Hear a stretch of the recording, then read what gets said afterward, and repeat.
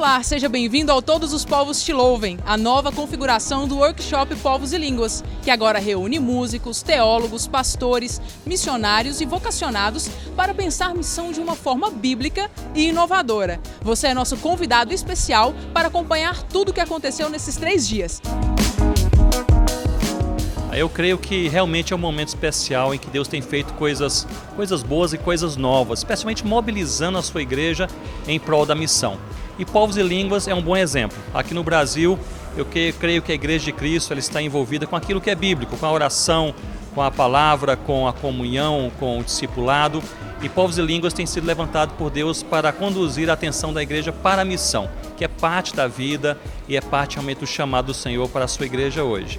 Então esse agregar de pessoas, de jovens vocacionados, de pastores, de líderes, tirando um tempo apenas para refletir qual é realmente o meu papel perante a missão de Deus, o chamado de Deus para o mundo. Creio que realmente isso é extremamente valioso e Deus tem usado Povos e Línguas aí nessa dimensão.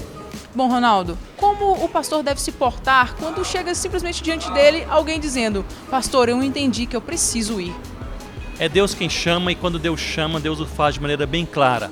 Então aquela pessoa, aquele membro da igreja vai realmente se sentir chamado, comissionado, dirigido por Deus para a missão. E vai abordar, como você falou, o pastor da igreja. E eu creio que nesse processo a igreja ela possui dois trabalhos bem específicos. Um é de colaborar para preservar esse chamado em um processo que às vezes é longo, de amadurecimento espiritual, de preparo, treinamento, até chegar a um campo missionário.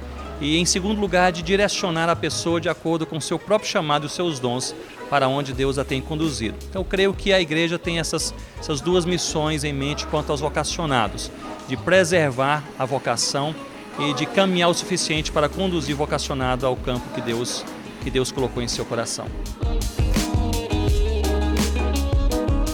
Momentos como esses são como uma trombeta que é tocada e a gente sente que a igreja brasileira é como se estivesse ouvindo pela primeira vez falar em missões. Existe um estranhamento e esse estranhamento ele acontece porque o evangelho, o outro evangelho que muitas vezes a gente ouve e com o qual a gente convive no Brasil, ele tem levado as pessoas para um egoísmo tão grande, para estarem dentro de si mesmas de uma forma muito grande. Então, quando se fala em missões, quando se fala em se importar com o outro, quando se fala em deixar tudo e ir, quando se fala no ID, existe um estranhamento, porque a gente está muito acostumado a ouvir um outro evangelho, um evangelho diferente do que Jesus pregou. Porque o evangelho da cruz, ele nos leva para fora. O evangelho da igreja de Cristo, ele nos chama de aqueles que são chamados para fora, né? E essa precisa voltar a ser a nossa realidade. O Brasil está se tornando extremamente desconfortável e se nós não atendermos a esse chamado por obediência, nós podemos ter que atendê-lo por necessidade.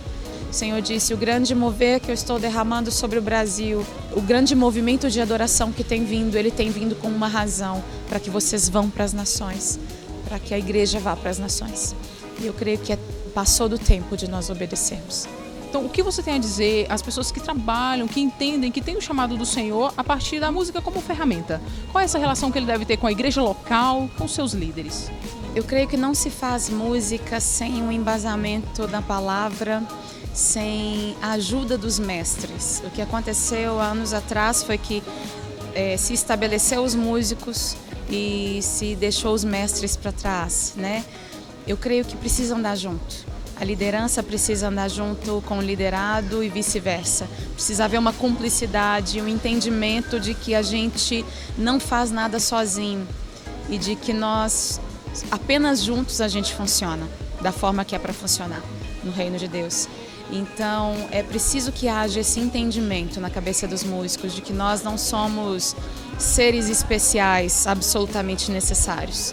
Nós somos igreja, somos pedras vivas plantadas sobre a pedra fundamental e juntos nós formamos a igreja, juntos nós somos o organismo vivo que é a igreja do Senhor Jesus. Eu creio que a igreja precisa caminhar junta, os músicos precisam caminhar em concordância com a liderança, precisa haver uma cumplicidade. Isso é algo totalmente de Deus, eu creio que isso é a estratégia de Deus para os últimos dias que nós estamos vivendo na terra, que eu creio.